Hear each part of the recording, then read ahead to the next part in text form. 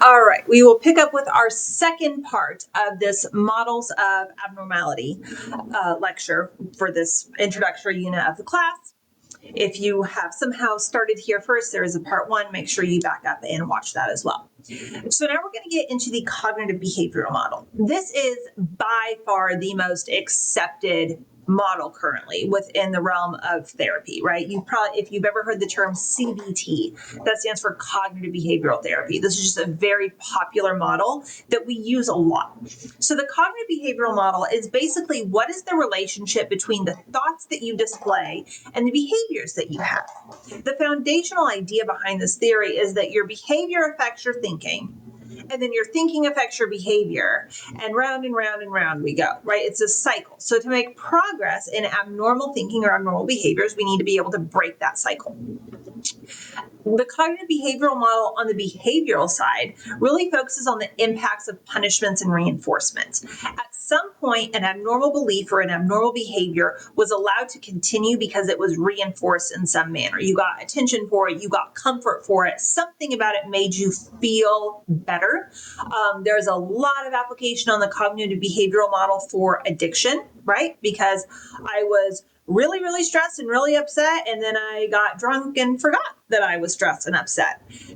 In your brain, that's kind of a reinforcement, right? Like, this made me feel better. I'm going to do this next time. So they would say that can explain a lot of how addictions start is I used this thing, and in whatever way it felt better, so I did it again.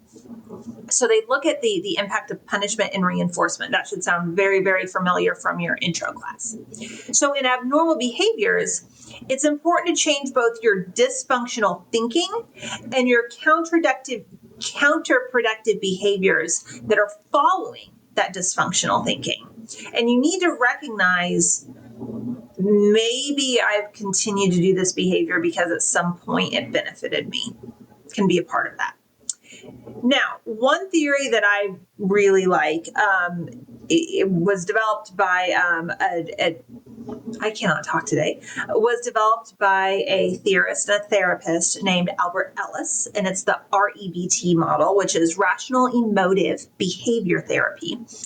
And it basically proposes that our emotions and our behaviors are not, or I should put them here, our emotions and our behaviors are not directly caused by an activating event, right? It doesn't go activating event to the consequential emotion or behavior, right? Here, this first one, that this is not actually what happens. Instead, what happens is you have an activating event that's interpreted through some sort of belief schema that you've developed, and that is what leads to the consequential emotion or behavior, okay? If you've taken stats or research methods, the term for this would be your moderator or your moderating variable. So your activating event triggers a belief, which then is what is triggering your consequential emotion or behavior. And so whenever that's problematic, you need to kind of argue with yourself about what this B is and determine, is your belief, is it rational or irrational? Because a lot of times if your consequential emotion or behavior is problematic, it's because that belief that's coming after the activating event is in some way also irrational or problematic. So you actually, and you can look this up, it's a very handy little chart if there's ever just a thought process that you're struggling with that you want to play around with this. It's a little chart and it has columns almost like a spreadsheet of A, B, C, D, and E. And you fill it out. You start with your A and your C of what was the event that spurred an emotion or a problematic behavior. And you write down your A, your event, and you write down your C, which is your consequential emotion or behavior. And then you sit and you try to figure out what was the belief in the middle, right? My friend canceled dinner at the last minute and it made me feel rejected. It made me feel like we're not really friends. It made me feel like I'm an easy person to just kind of toss away. I'm always everyone's last choice of who they want to hang out with, whatever. Okay. So if I was disputing that, I would look at the belief and I would say, how am I interpreting that? Well, I'm interpreting that of she must have canceled dinner because she doesn't actually want to spend time with me. She must have canceled dinner because she doesn't actually value my friendship, because she doesn't actually love me, because maybe I'm more invested in this friendship than she is, whatever. Those would be the beliefs that are happening that would have caused that activating event to create that strong of an emotional response. So then what I would do on this little worksheet is I would dispute that, and column D would be where I would write down, I'm disputing my irrational beliefs, right? I'm basically arguing with myself of why is that not the best assumption to automatically jump to? And then column E would be the new effect on emotion and behavior. So D, if I'm disputing my irrational beliefs, I might say, okay, she has 2 young kids. It's very easy for her schedule to get overwhelming. She mentioned that whatever it might be. She mentioned that her sister had been out of town and she was going to have to help with some stuff with her house and her kids some. So maybe something came up at the last minute, whatever. So I'm writing down things to dispute why my belief was irrational. And then the new effect on my emotion behavior of, okay, well, I'm disappointed that my dinner plans got canceled, but this doesn't necessarily mean that she doesn't care about me or that we're not actually friends or whatever. So that's an example of how that would work. Now, that was obviously a very simplistic example. The more complicated of a disorder you're working with, the more complicated that these will be. But especially when you're talking about some of the anxiety disorders where people can get just in such a spiral of panic over some triggers that might seem fairly small to somebody else, or individuals with depressive disorders where like catastrophizing is really common and people can catastrophize and then kind of get themselves into a bit of a depressive slump. This type of theory, this type of therapy can be very helpful for that. If you're watching for the bonus point activity, your third keyword is going to be purple, like the color. Okay. The next model is the humanist existential model. Now, humanism is the most optimistic, happy little side of psychology. Humanism teaches that believes that people are naturally good and life just gets in the way. People are naturally good. They would naturally strive to reach their highest potential. They would naturally want to be the best version of themselves, which in this theory is termed self-actualization, striving to be the best version of yourself. Life gets in the way. Stuff happens. And so if we can help people realize their weaknesses and realize the obstacles that are in their way from reaching their fullest potentials, and help them realize that they do have the strength to overcome those weaknesses and obstacles, they're really going to be able to live a better life, because that natural drive in them to be good is then going to have the potential to just explode and take over. And that's going to be able to be what drives the bus. Okay, that's the humanistic model. One of the most popular theories in the humanistic model, which definitely has some validity, is Maslow's hierarchy of human needs. And I word it that way because a lot of people are critical about the humanistic model because they say it's just too optimistic. People are not naturally good. It's too optimistic. People would point to examples of like antisocial personality disorder and things like that that can actually lead to levels of psychopathy where people actually are committing murder and committing sexual assault, and they see human beings are not naturally good. So that's kind of the debate about this. If you take intro with me, we actually do a little bit of a debate about this of, is this a valid theory or is this too optimistic? But that's for a different discussion. But so anyway, Maslow's hierarchy of human needs basically states that the need that people have kind of goes in this pyramid. And if individuals are expressing psychological disorders, are experiencing mental health difficulties, that before we can work on therapy to work on the things that might be causing it, which would usually be in one of these 3 realms, is where psychological disorders would be expressed, is from a lack of one of these needs. That before we can start working on therapy to actually address that, we need to make sure that their base needs are being met, right? Are your psychological needs being met? Do you have plenty of food and water and shelter? And do you get sleep? And do you have clothes to wear? They would point to the fact that there's a lot of individuals who experience loss of housing, who experience homelessness, who have psychological disorders because their needs aren't being met. Of course, you're going to be emotionally distressed if you can't focus on any of these things of your self-actualization, of your esteem, of your love and belonging, if you're not guaranteed a warm place to sleep and food every day, right? So the first thing is to make sure an individual has their psychological needs met. Then we move on to their safety needs. Do you feel security? Do you know that you have enough money to pay your bills so you're not going to lose your apartment, right? Are you healthy? Are you confident that you're not dying? Things of that nature. The next is love and belonging, and that's having a sense of friendship and intimacy and family and connection. The next is esteem, which is your self-esteem, your status, recognizing your strengths and weaknesses. And then the last is your self-actualization, which is kind of your ultimate mental health. You're trying to become the best person you can be, and you've recognized what that would look like.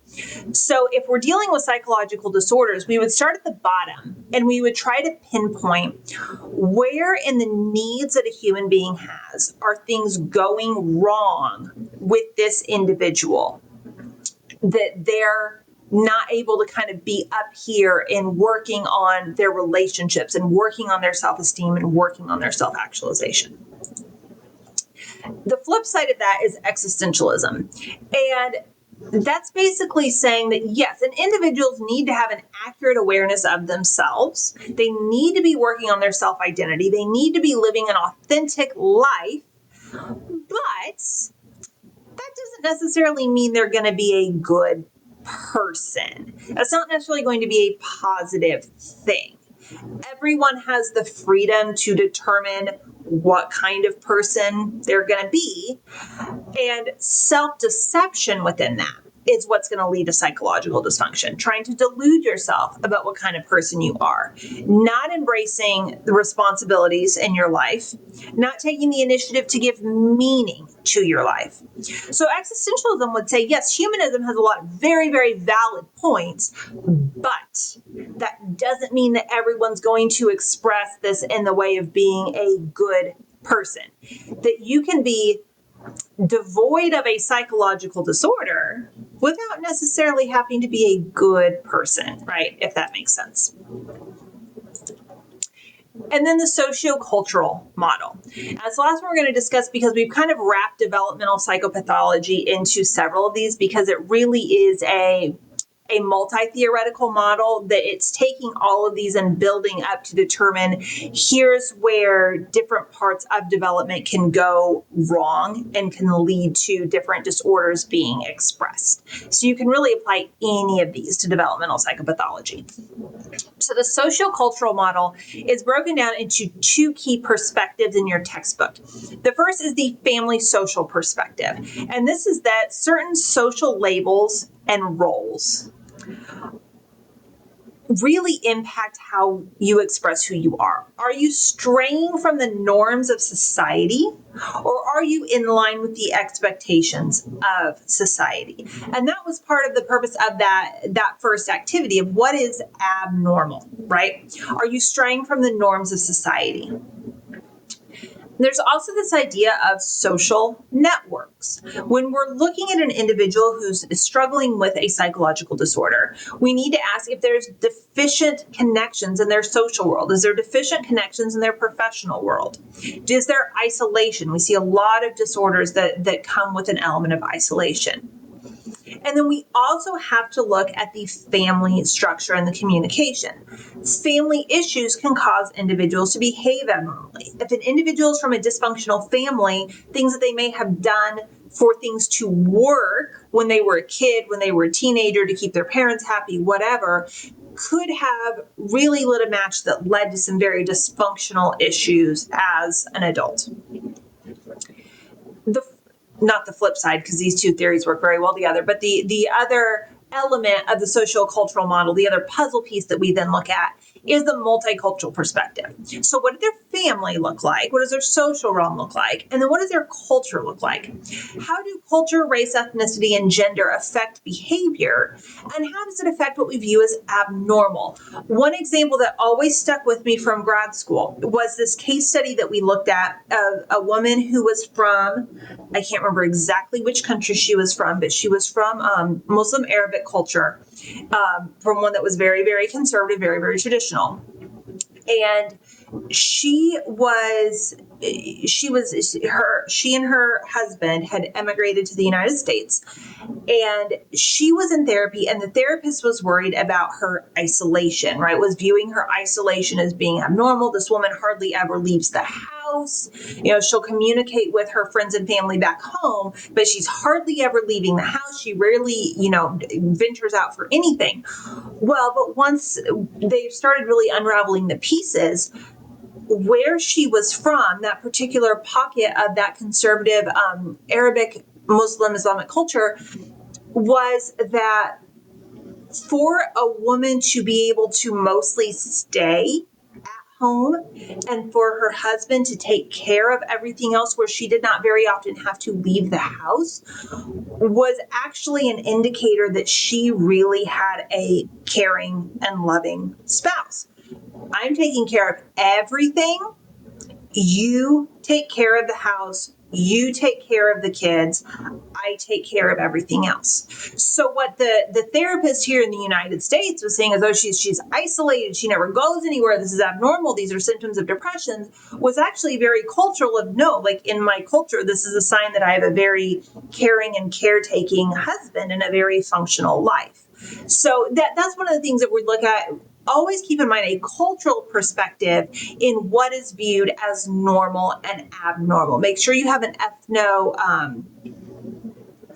I absolutely just lost the word I was looking for. An ethno-relative, I almost said ethnocentric. That's the opposite. That's what you don't want. Make sure you have an ethno-relative perspective on this and realizing that different cultures have different things that they view as normal. The last key component of the multicultural perspective is intersectionality. Oh, and your last keyword for bonus points will be December, like the month of December. Okay, so the last component is the idea of intersectionality, and that is, how do your memberships across your different identities combine? Okay. There is a difference if you are a minority and a female or a minority and a male. There is a difference if you are,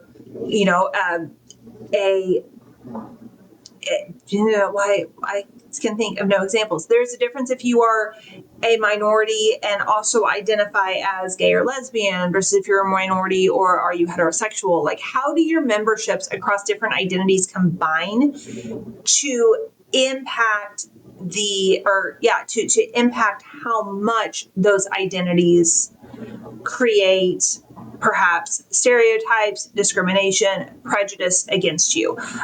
You might also hear the term like double minority, and that an individual, or a triple minority, that an individual is a minority in multiple different ways that they are being looked at, right? If you had somebody here in the United States that was Arabic and Hindi, practiced Hindu, was Hindi, and was a lesbian, right? You'd be looking at a triple minority. They are of a minority race ethnicity here in the United States. They practice a minority religion here in the United States, and they are of a minority sexual orientation here in the United States. So that'd be an example of being like a triple minority. So intersectionality is, how do memberships across your different identities combine to make up the whole of your cultural experience? And then obviously looking at how could that be playing into the expression of a various psychological disorder. This is one that you can play around with a lot as we're working through our case studies this semester. So that is all I have for my introductory lecture. Hopefully that helped clear up some of the terms and concepts in your textbook a little bit. Always feel free to email me with any questions, comments, concerns, anything else that needs clarified.